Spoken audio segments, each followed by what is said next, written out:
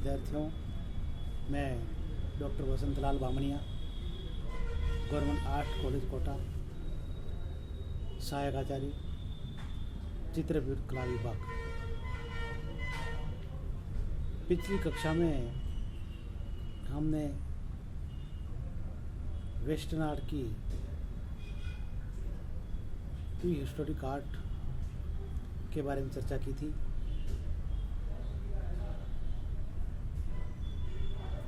आज प्रागैतिहासिक चित्रकला के मुख्य उद्देश्य पर चर्चा करेंगे।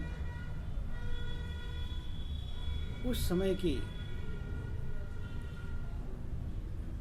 मानव द्वारा रचित कला के पीछे मुख्य उद्देश्य क्या थे, किस प्रकार इन्होंने अपनी कला सृजन द्वारा एक विशाल इतिहास बना दिया है।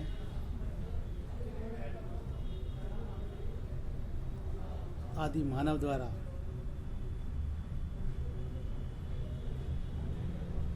अपने व्यस्ततम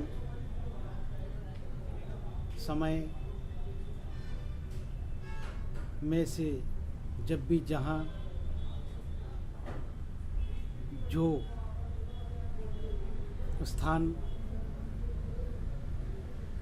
उसको पसंद आया, चाहे वो भित्ति हो, दीवार हो, पत्थर हो,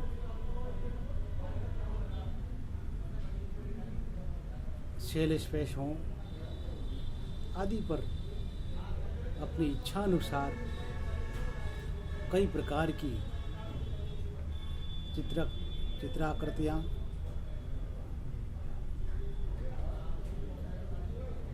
बनाई दी गई और वो चित्राकृतियाँ विभिन्न सब्जेक्ट को लेकर हैं। कोई आर्किटेक्ट का है, कोई नृत्य करते हुए है, तो कोई और भाव लिए हुए हैं।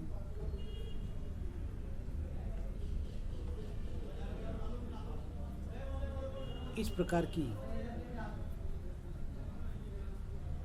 चित्राकृतियों के पीछे मुख्य उनके उद्देश्य क्या रहे हैं, इस पर चर्चा करते हुए क्रियाशील मानवाकृतियों को अधिकतर चित्रित किया गया है। चित्रकार, उस समय का चित्रकार आर्किटेक्ट था। प्रत्येक आकार और रहस्यपूर्ण चिन्हों के चित्रण से यह प्रतीत होता है कि इन चिन्हों का निर्माण या चित्रण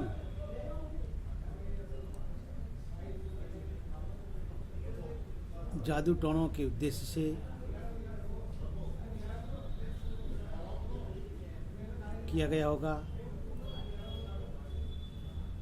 फ्रांस के आरंभिक आकार बड़े तथा स्पेन के छोटे आकार के पशु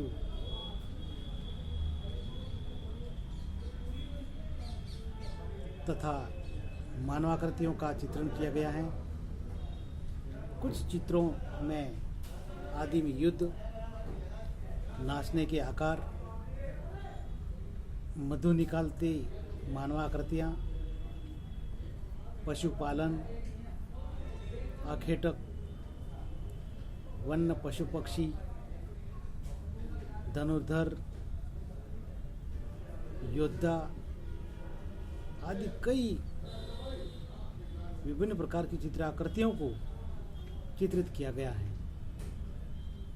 साथ ही मानव जीवन के कई अन्य प्रसंग भी चित्रित किए गए हैं, जिससे प्रतीत होता है कि तत्कालीन मानव जीवन का संपूर्ण जीवन चित्रण किया गया है। इनके उद्देश्य ये और विषयों के रूप में मुख्य विषय आर्किटेक्ट विषय पर उस समय के मानव ने जीवंत चित्रण किया है। आर्किड की विभिन्न मुद्राओं एवं स्थितियों का अंकन तत्कालीन कलाकार का प्रिय विषय रहा है। युद्ध की घटनाओं का वर्णन, घायल, भीषण युद्ध,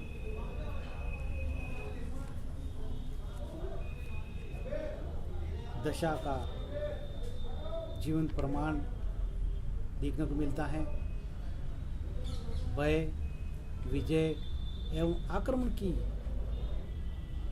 सभी मुद्राओं, दृश्यों का जीवंत अंकन किया गया है। कुछ रहस्यमय एवं प्रतीकात्मक चित्रण भी हुआ है। मुकुटे पहने मानव, नृत्य करते और मधु निकालते मानव का चित्रण आदि मानव जीवन के विभिन्न पक्षों को दर्शाया गया है। पाषाण काल के इन चित्रों में समकालीन जीवन के उपकरण, जीवन के साधन आदि भी चित्रित किए गए हैं। धनुष, बाण, भाले आदि उस समय मानव जीवन के आधार रहे थे। कंगन और भुजबंद आदि आभूषणों का चित्रण हुआ है। दाढ़ी, मूंछ व सिर के लंबे बाल तथा नारी चित्रण में प्रायः आकृतियां नग्न और आभूषण रहित चित्रित है। कुछ नारी अंकन में घाघरा जैसा परिधान का चित्रण हुआ है और उस समय की शैली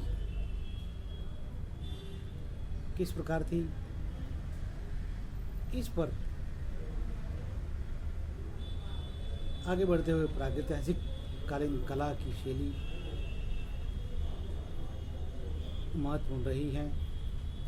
फ्रांको कैंटाब्रियन कला में इस क्षेत्र में पशु आकृतियों को विशाल दर्शाया गया है। स्पेन के शैल चित्रों में पशु और मानवाकृतियों को साथ साथ दर्शाए हैं, चित्रकारी किया है हुआ है।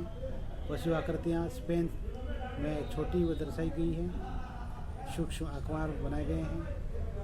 यहाँ पर मानवाकृतियों को 4 स्तर में बनाया गया है। पहला है सही अनुपात में, दूसरा लंबा आकार व छोटे नितंब लंबे पैर के आकार में, तीसरा शरीर छोटा व अंग भंग अनुपातहीन और चौथे आकार में मानवाकृति को पतला रेखा जैसी बनाया है। आदि मानव ने भूमि पर पशुओं के पद चिन्ह, गुफाओं की दीवारों पर अपने हाथ की छाप, अनेक टेढ़ी मेढ़ी रेखाओं का चित्रण किया है।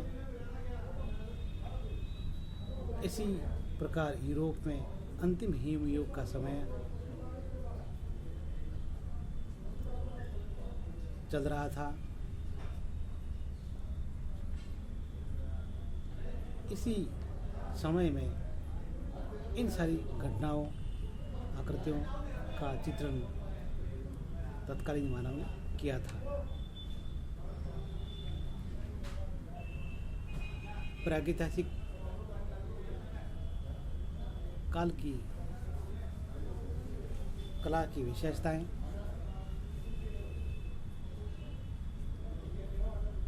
उस समय के चित्र सहज और सरल हैं, स्वाभाविकतापूर्ण चित्रण किया गया है।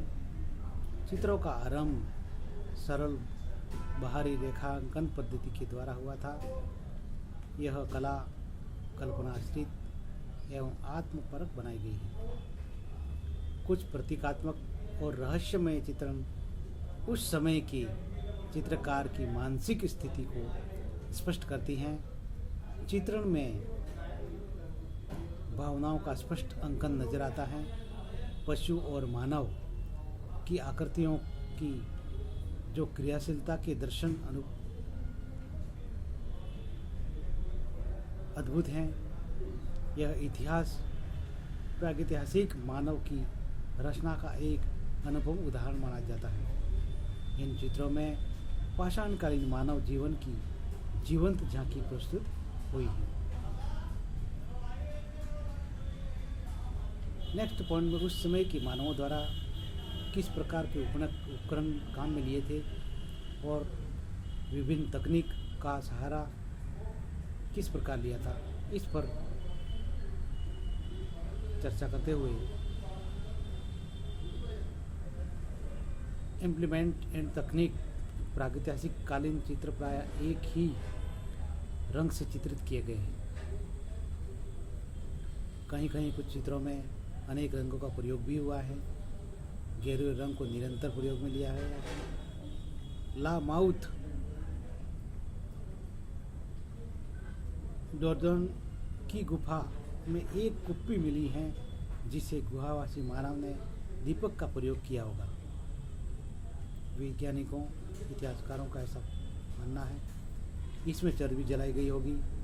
कुछ शिलाओं में एक सिरे पर गड्ढे बने हुए हैं, उसे चर्बी से भरकर बत्ती जलाई गई होगी। गुफाओं में कोयले के अवशेष भी मिले हैं, जिससे प्रतीत होता है कि मशालों का प्रयोग किया गया होगा। इस काल के कुछ चित्रों में गेरू, रामरंज, मैग्नीज, कोयले, लाल मिट्टी, काले, सफ़ेद आदि और लाइमोनाइट का भी रंगों के रूप में प्रयोग किया गया। मूंगे, अंडे, रक्त, मधु या वनस्पति रसों को मिलाने से रंगों में एक चमक देखने को मिली है। चित्रों में सपाट रंगों का प्रयोग अधिकांश किया गया है।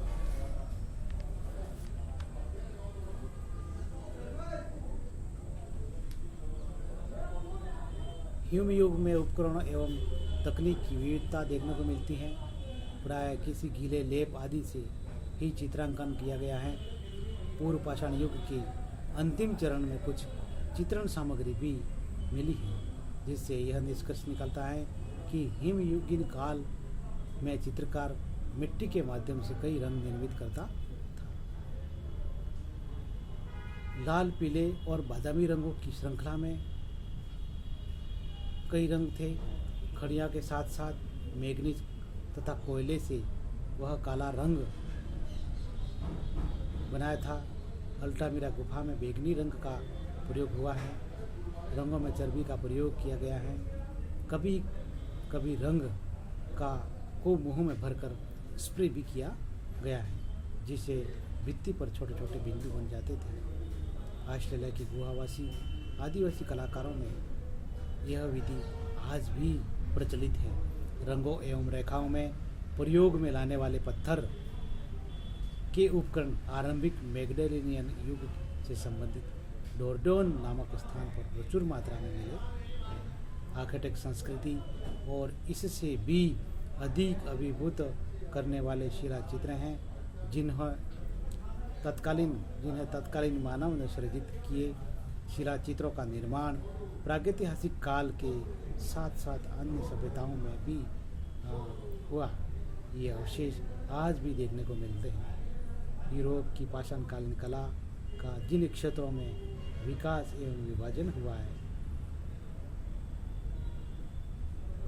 इनमें पहला है फ्रांको कैंटाब्रियन क्षेत्र की कला।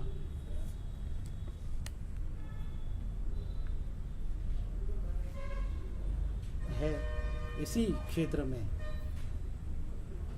दो युग रहे हैं। पहला आर्किनेशियन पेरिकार्डिन युग, दूसरा है सोलिट्यूड मैगडेलियन युग। इन युगों में इन संपूर्ण कला के इतिहास को देखा जा सकता है। विद्यार्थियों, आज के इस टॉपिक में यहीं तक चर्चा करते हैं। धन्यवाद।